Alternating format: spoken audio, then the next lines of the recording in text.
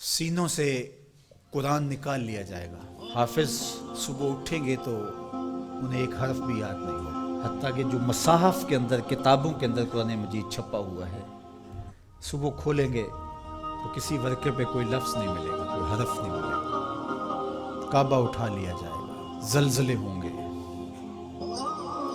اللہ کا قہر و غضب ہوگا، خسف ہوگا، مسخ ہوگا، زمین میں لوگ دھنسا دیے جائیں گے، سورج مغرب سے طلوع ہوگا، دجال کا ظہور، ساری علامات اشراط الساعہ آپ سنتے ہیں۔ لیکن اس سے قبل اللہ تعالیٰ جل شانہ نے تنبیہات رکھی ہے، وہ عذاب ہی، لیکن عذاب استیصال کے معنی میں نہیں ہے، وہ جھنجھوڑنے کے لیے چھوٹے عذاب اللہ تعالیٰ لوگوں پر بھیجتا رہے گا تاکہ لوگ غافل نہ ہوں۔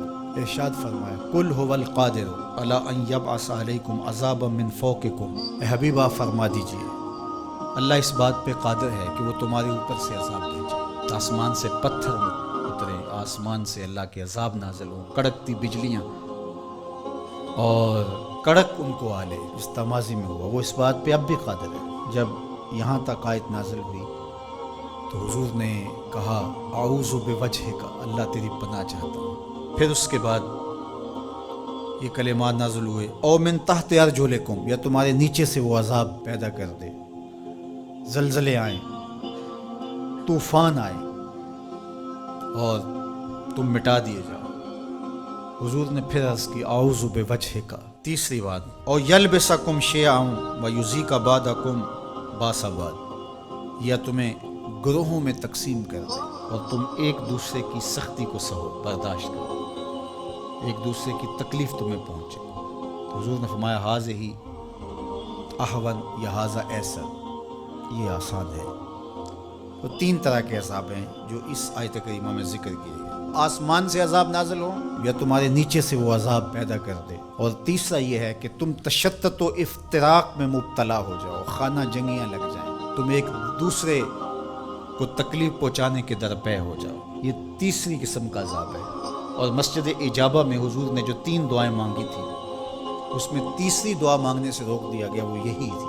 حضور مانگنا چاہتے تھے اللہ یہ امت فرقہ فرقہ نہ ہو، ٹکڑیوں میں نہ بٹے، یہ امت آپس میں ایک دوسرے کو توڑنے نہ لگ جائے، ایک دوسرے کے گریبان کو نہ نوچے۔